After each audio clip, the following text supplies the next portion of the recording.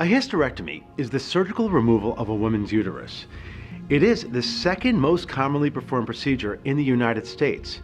It is perhaps so common because it offers an immediate, comprehensive solution whenever a woman has any issue related to the pelvic region. However, physicians who adhere to an alternative hysterectomy philosophy believe that hysterectomy should only be performed when necessary and after exploring other treatments.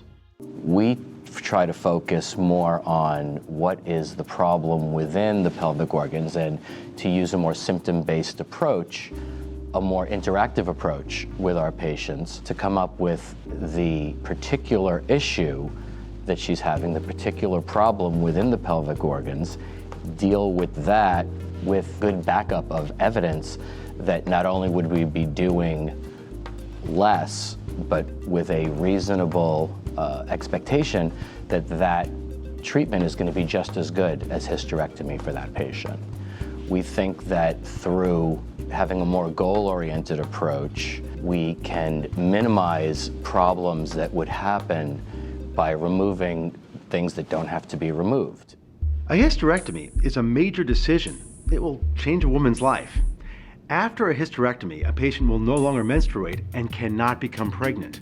A hysterectomy procedure can also include removing adjacent organs such as the ovaries, which would cause a woman to immediately enter menopause if she is not yet menopausal. That's why it's so important to weigh the benefits against the side effects when considering either hysterectomy or any other treatment option. Every action has an equal and opposite reaction. If you remove something that the person may not think they need at that time, there may be an issue down the road that could be a problem caused by that.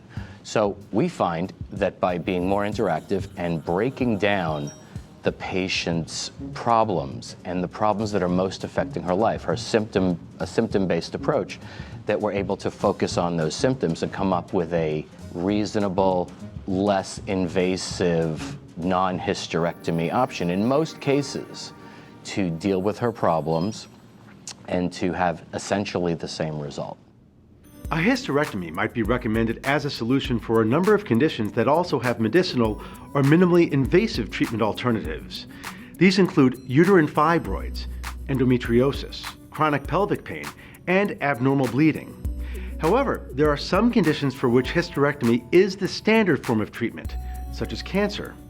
The decision must be made based on the individual and her specific condition. The more specific you get to a patient's needs, the more interactive, the more involved they are, and their goals are essentially at the forefront of therapy. I think that going along with that, if you consider and sit down with the patient and say your problems are A, B, and C, let's try to come up with one unifying procedure that will deal with all of those problems. Obviously, not just to deal with them by doing less, but to deal with them with the same benefit to the patient as if we had done everything. You know, it would be senseless to do less and then have a reasonable expectation that we were going to have to do another procedure further on down the line. By doing that, the patient and the doctor both know that they're doing what the patient needs to have done at this time in a way that maximizes their return to activity, and it becomes a shorter, smaller chapter in their life rather than something that defines them for, you know, a long time to come. The ultimate goal of the alternative to hysterectomy philosophy is to tailor the treatment to the individual condition, preferably with goal-directed and non-invasive methods first, and to return the patient to their normal functioning with minimal recovery time as quickly as possible.